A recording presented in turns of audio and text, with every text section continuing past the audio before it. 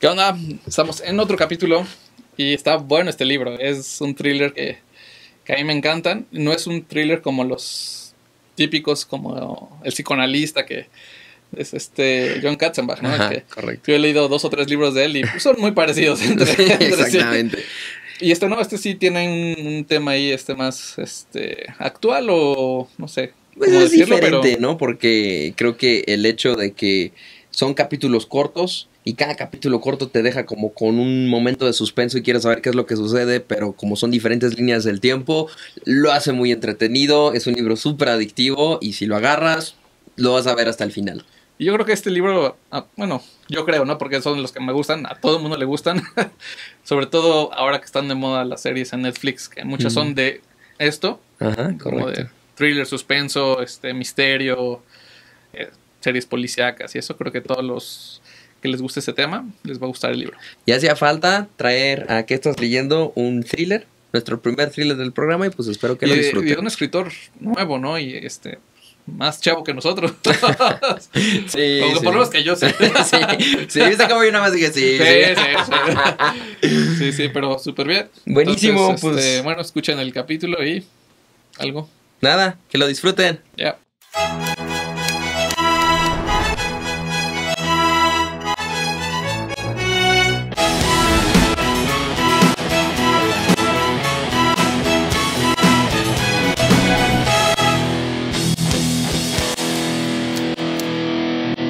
¿Qué onda? ¿Cómo andan? Bienvenidos a otro capítulo de ¿Qué estás leyendo? Con el Pato y conmigo.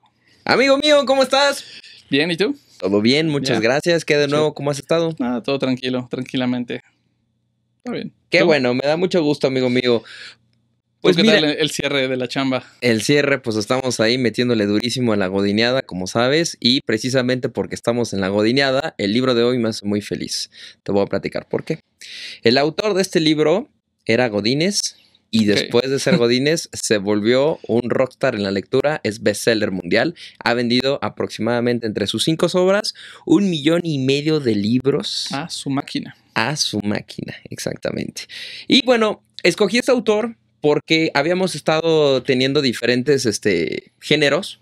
Habíamos visto libros de amor, libros de romance, libros de problemas sociales. Habíamos estado viendo también libros de ciencia ficción. Ajá. Pero no sé si, hasta incluso libros de terror. Pero nos hacía falta meter dentro del programa un libro de thriller. Para Ok. todos los que les gusta el suspenso, el tema del crimen, el tema policíaco, este libro está relativamente salido del horno. Fue una obra que se escribió en el año del 2020 y yo terminé de leer el libro y te lo dejan abierto para una segunda parte. Lo que yo no sabía cuando terminé de leer este libro es que la segunda parte se publicó en 2021. Ya existe una segunda parte y pues haber sabido hubiera estado padre haberme echado los dos libros y traer una reseña doble, por decirlo así, pero el libro sí tiene un cierre, entonces digamos que puedes leer los 2 libros por aparte, pero mantienen la línea de los mismos personajes. Ok. Amigo mío, hoy te traigo desde Málaga, España, al señor Javier Castillo y su libro La chica de nieve. Yeah. Sí, Javier sí lo ubico. Perro. ¿Perdón? Sí, ubico al autor. Ah, súper. Sí. Fíjate que yo, la verdad, yo no lo topaba. El libro llegó a mis manos, y empecé a ver recomendaciones en internet. Vi que era relativamente, exitosísimo por todo el número de libros y de ediciones que se han impreso. Dije, bueno, algo importante debe tener este cañal. Cañal. Entonces vamos a revisarlo. Y como antes, mi Debbie, como decimos en el programa, porque nadie conoce al autor. Mejor que la obra misma, exactamente. Vamos a ver primero un poquito de la vida de Javier Castillo. Venga. ¿Quién es Javier Castillo? Javier Castillo nace en Málaga, como te platiqué, en 1987. O sea, el güey es de nuestra generación. Sí. Podríamos Tiene 36 años. 36 años. No, 34 años, sí, exactamente. Podríamos echarnos unas chelas, unos mezcales, platicar de nu metal de Linkin Park, de Limp Bizkit y nos va a topar perfectamente el cuate, ¿no? Él desde muy pequeño era muy fan de todos los cuentos de Agatha Christie. Agatha Christie es la maestra de todo el tema del crimen, de todo el tema de suspenso. Y él quedó fascinado, como muy, muy atrapado por Agatha Christie. Y él cuenta que le daban, por ejemplo, en ese entonces, tío, le daban 1,000 pesetas. Ajá. Y se gastaba 999 pesetas en un libro y el restante como para chicles, ¿no? El restante se lo gastaba en chicles, pero era muy fan de Agatha Christie. Y entre los 13 y 14 años empieza a escribir como cuentos cortos acerca de toda la parte de los thrillers, pero eran cuentos cortos nada más, eran como cuentos de suspenso y fue un hobby que se le quedó para toda la vida. Y él narra mucho el tema de que cuando tiene que escoger carrera, él quería ser escritor, pero tenía miedo a no tener realmente, pues ahora sí que un sostén donde trabajar, ¿no? Y él menciona esto: tuve que dedicarme a algo práctico. Gente que viva bien solo de literatura son muy pocos. Entonces, Javier Castillo se dedica a estudiar finanzas para luego hacer un máster en management. Pero él desde muy pequeño quería ser escritor. Y él dice que no se atrevió realmente a aventarse a una carrera que no fuera como tan, pues, tan necesitada segura, o tan segura para tener un buen estilo de vida. Él dice, tuve que dedicarme a hacer algo práctico porque gente que viva bien solo de literatura son muy pocos. Y creo que, por ejemplo, tú puedes entender súper bien ese caso que tú te atreviste a meterle al camino de la música. Y ahí vamos sobreviviendo. Y ahí vamos sobreviviendo, Sí. Exactamente. O sea, es el problema y generalmente creo que es algo que se ve muy arraigado en el tema de las artes, ¿no? Por ejemplo, siempre sí es. Mi hermana es bailarina de ballet, pero primero cursó una carrera financiera para no depender completamente del tema del baile. Del baile, exactamente. Pero pues está cañón no poder tener como esa apertura de decir, pues si a mí me gusta hacer esto, ¿por qué no puedo vivir bien de algo que me gusta o que disfruto? Me apasiona, sí. Es mi vocación realmente. Correcto, ¿no? Sí. Digo, qué padre la gente que les gusta mucho el tema de la godinada y de la oficinada y que esa es su vocación, qué cool. Sí. Pero, por ejemplo, como que todo este tipo de personas que se avientan, pues es un salto al vacío y pues puede pegar o te puedes embarrar al suelo. Sí, que también ya es como en todos lados, güey. También la godinada, o sea, sí te asegura un poco, pero también ya hay como... Escuchas casos, ¿no? Es que le pagan 6,000 pesos mensuales sí, y es como de perra, güey. Y eso que es en una empresa, ¿no? Sí, pero... correcto. Mira, al menos tienes un ingreso seguro al mes, que es lo único que tiene la godineada, ¿no? Sí. Pero fuera de eso, sí, ahí está súper mal pagada, también. Pero bueno, y entonces, pues él se dedica a la parte financiera y aparte, pues te digo que tiene un máster en management, o sea, no fue improvisado Javier Castillo. Y de repente, él una noche tuvo un sueño muy extraño que al despertar supo perfectamente que tenía que escribir una novela. Se levanta todo eufórico y se lo platica a su esposa. Y dice, me desperté todo eufórico por haber soñado el arranque de mi novela. Un hombre caminando desnudo con la cabeza decapitada de una joven. La verdad es que no es un sueño muy agradable de tener, salvo si eres escritor o guionista. Otra persona hubiese ido al psicólogo esa misma tarde. Entonces... O cantante de banda de death metal, güey. Así que, güey, tengo una rola bien chida. Entonces, él queda como muy impactado por este sueño que tiene y decide... Su hobby que tenía de escribir relatos cortos, dice, bueno, voy a atreverme a escribir una novela grande. Y obviamente, pues por los temas de la oficina, pues es complicado. Como en sus tiempos libres, ¿no? Y fíjate que su tiempo libre, él vive en Fungirola y trabajaba en Málaga. Entonces tomaba el tren y hacía 45 minutos de ida y 45 minutos de regreso. O sea, ahí aprovechaba Ahí aprovechó y sacaba su computadora y se ponía a escribir. Digo, no es lo mismo como... Por ejemplo, en México, que tengas que tomar la línea verde del metro, sí, pues no hay forma que saques tu computadora y te puedas sentar a escribir. Digo, también... Si vas de satélite a Cuapa, güey. Pues sí, no hay forma, güey. O sea, agarras 4 caminos, luego te vas a La Dorada y vas a Tláhuac y la gente está apretadísima. O sea, primero, un tema es ver si entras en el vagón, güey. Porque metro en hora pico es ahora sí que salves de quien pueda, a ver si puedes entrar al vagón. Y él justamente viajaba en hora pico, ¿no? Después de salir de trabajar. Él viajaba en hora pico, pero pues también... Tú ves fíjate, cuando él platica que se sentaba en un rincón, desde ahí dices, güey, te tocaba asiento, cabrón. Exacto, güey. O sea, ya con eso, ¿qué más quieres? Ya con eso estás del otro lado. Pero bueno, pues que también la población de España es muy diferente a la población de México, ¿no? Entonces por eso se entiende. Pero él narra que se sentaba, abría su laptop, se sentaba en el rincón y se ponía a escribir. Y eso le ayudaba muchísimo porque se fijaba mucho en las facciones de todas las personas. Él menciona lo siguiente: Estar en el tren me permitía ver muchísimos tipos de personas distintas. Me fijaba cómo se comportaban, cómo movían las manos, cómo levantaban la vista para reconocer a alguien. Tienen un brillo distinto en cada persona. Entonces, por ejemplo, yo me imagino que cuando sentaba a escribir decía, bueno, necesito describir cómo saludaba a las personas que se conocían o cómo se miraban entre las demás personas, como que todo este tipo de facciones físicas se le dedicaba a observar y estaba dentro, digamos que dentro de un laboratorio, por decirlo así, de relaciones sociales, de relaciones humanas, y eso le permitía muchísimo más fácil poder describir lo que él estaba observando en ese momento. Y es diferente a ser consciente de decir, bueno, ¿cómo puedo interpretar que alguien se ve pues no sé, se ve preocupado?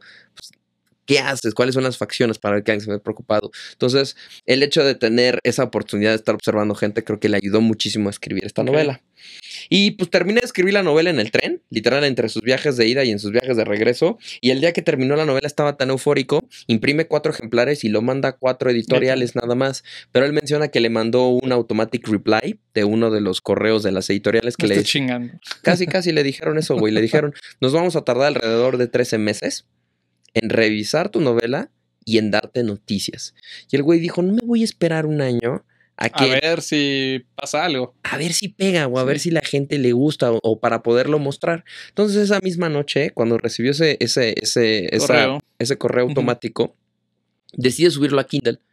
Y yo lo voy a subir a Kindle y de hecho lo sube caro porque lo sube, en ese entonces lo sube en 3 euros. Normalmente el precio promedio de Kindle es de 1 euro y por ejemplo aquí en México son como 99 pesos lo que te cuesta un libro de electrónico en Kindle. Entonces él lo subió relativamente caro y ahí lo dejó y ya. Lo dejó un par de semanas y dice que después se vuelve a conectar para ver si alguno de sus amigos que habían dicho que se habían leído la novela, sí habían leído la novela y se encuentra que su novela es bestseller.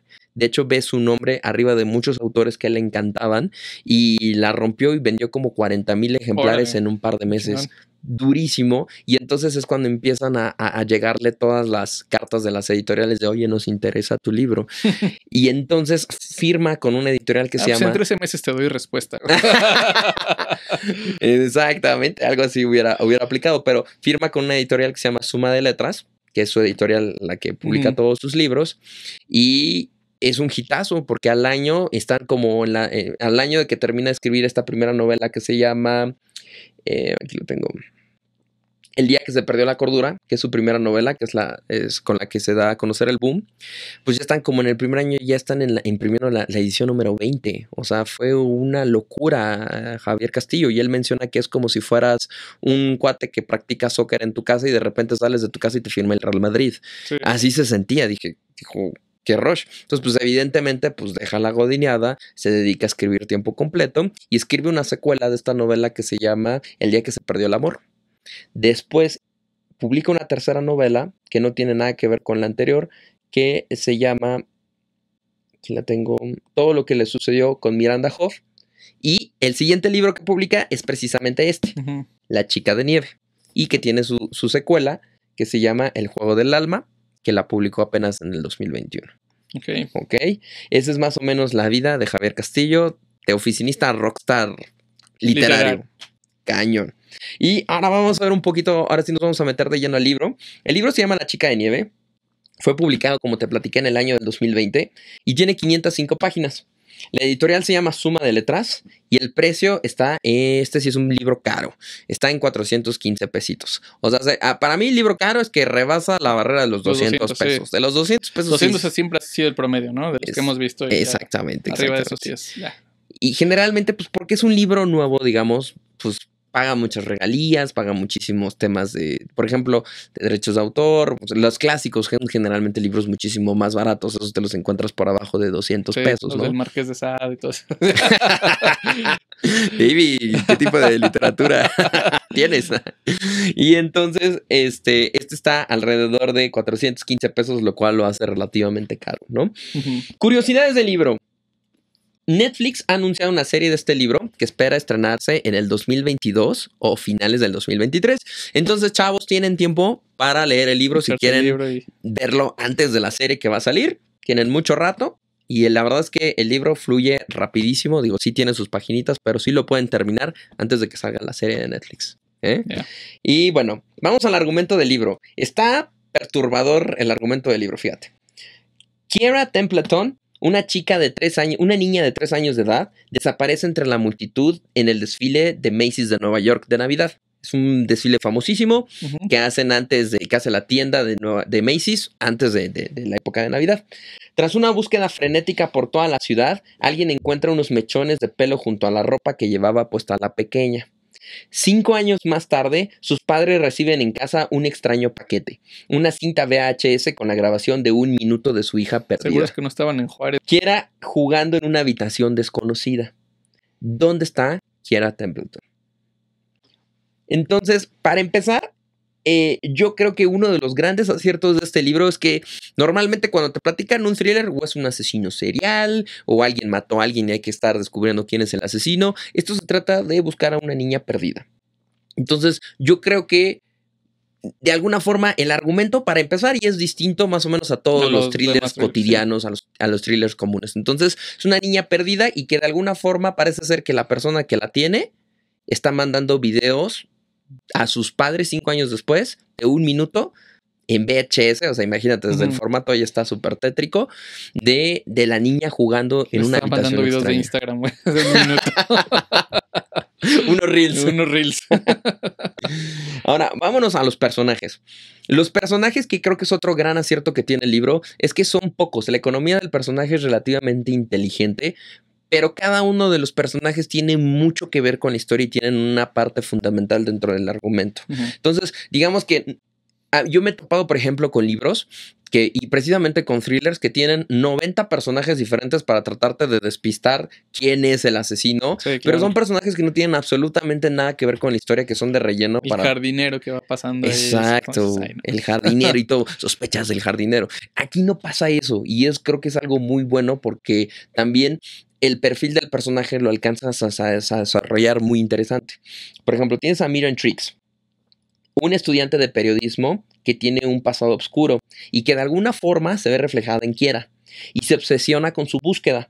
Es una muchacha perspicaz, inteligente y solitaria. ¿Sale? Están los papás de Kiera, Aaron y Grace Templeton.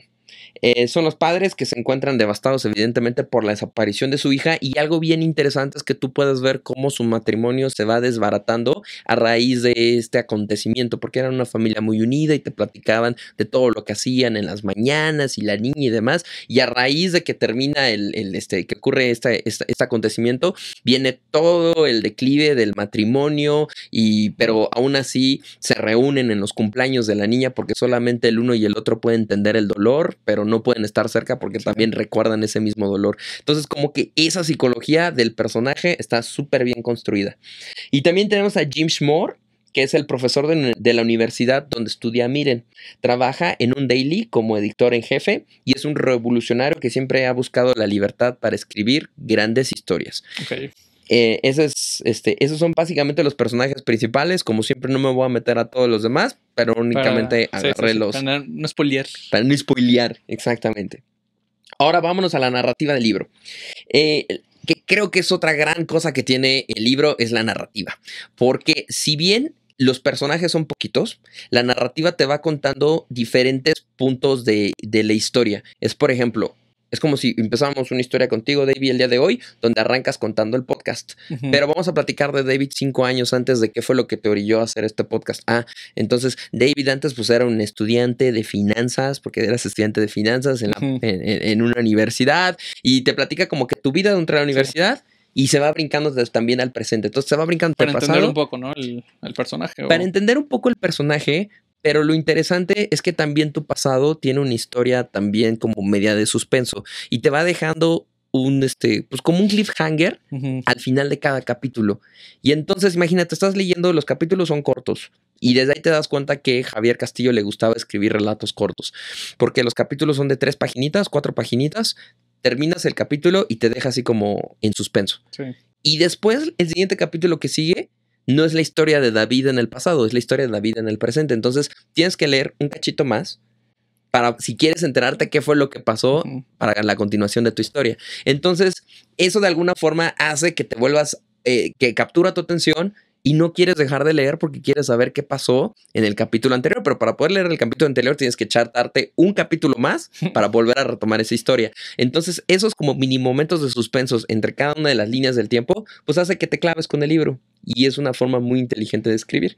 Entonces, aquí en el libro abarca la historia de Miren, que es la chava esta que estudia periodismo en el año del 98 y en el 97. Abarca evidentemente el día de la desaparición de la niña, te platica qué fue lo que sucedió, y abarca también la historia de 5 años después, que es cuando llega la primera cinta de VHS a casa de los papás, y 12 años después. Entonces van haciéndose esos saltos de tiempo y te va platicando toda la situación, y eso hace que la lectura sea muy dinámica, fluye muy rápido, ¿no? Y pues puede ser que, por ejemplo, suene tu celular y... Estoy chingando ahorita, estoy leyendo. Exacto, porque quieres saber qué fue lo que pasó, porque ya te dejaron con la duda y sabes que para resolver esta duda tienes que leer un cachito como más. Iztapalapa, ya te dejaron picado. Los perros, porque ahí están los perros también. No es cierto, Iztapalapa, no los queremos. No es cierto, sí es cierto. Y ahora vámonos a la temática del libro. La temática principal, evidentemente, que maneja el libro es la desaparición de los niños. Entonces me eché un clavado para entender, bueno, más o menos cómo es la data o las estadísticas de lo que estamos midiendo para tener un poquito de sensibilidad. Y está cañón. En Estados Unidos, en el año del 2021, se registraron alrededor de 300,000 casos de pérdidas de niños desaparecidos. Y ahora en México, durante el año del 2021, desaparecen en promedio 14 niños al día. No mames. O sea, yo me imagino si se perdiera mi perro, güey, me volvería loco buscándolo. Ahora, ni siquiera me puedo imaginar el tema de una desaparición de un hijo. O sea, ¿cuántos en donde vives son departamentos? ¿Cuántos departamentos son? Creo que son 16 departamentos. O sea, es casi todo el edificio diario de niños. Imagínate, no lo había medido de esa forma. O sea, en un día, si toca que en mi edificio desaparecemos todo, casi. Todos. Bueno, en 2 días al menos todos, un miembro de cada departamento. Sí, uno de cada departamento, no mames. Está cañón. Y fíjate, platicamos en el capítulo anterior de Mariana Enríquez y los temores colectivos. Cómo ella genera terror a raíz de tener algo cercano y te lo extrapola ya con fantasmas y demás.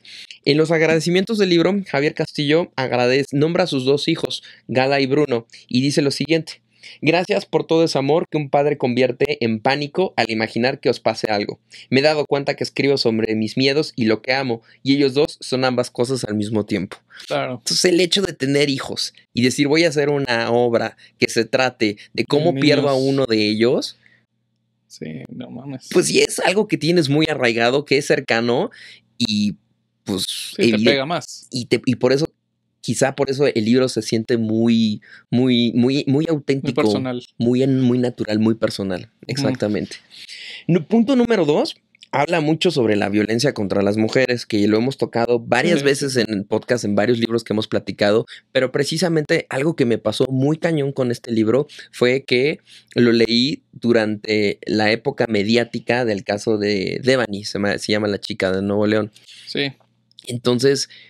me causó un poquito, pues sí me generó cierta frustración en el sentido de que pues fuera un caso muy cercano que teníamos arraigado y yo estoy leyendo también más o menos de ese mismo tema y me quedé pensando, güey, o sea, una niña que desaparece en la noche pidiendo aventón en el carro. ¿Cuántas veces nos hemos puesto hasta el gorro tú y yo? Pedimos aventón, yo de repente me quedaba en CU jetón, güey, en las jardineras. Nunca nos pasó nada, güey. Sí, no. Incluso en otros países, güey. O sea, tú que has viajado, yo también. Y seguro te has puesto borracho en otro país, claro. Igual, y hemos pedido aventón y... O sea, gente que ni conoces, ni no hablan ni el mismo idioma y no te pasa nada, güey. Correcto. O sea, sí, la ventaja de... O sea, la ventaja, pero, o sea, está mal que diga eso, pero de ser hombre. Sí, entiendo. Es pues ahora la diferenciación entre ser de género, ¿no? Entre ser hombre y ser mujer, ¿no? Sí, está muy cañón, está muy grueso y se refleja mucho ahí en lo que dices. Entonces, pues yo estaba leyendo el libro y por este lado tenía un caso mediático y dije, pues es que no es ficción, o sea, esto sucede todos los días y fue un tema muy, muy sonado. Ahora, ese fue el tema sonado mediático. Claro, y los que no se conocen. Los que no, justamente. Y los que no, ahí se quedan y ya. Solo sus familias sabrán y...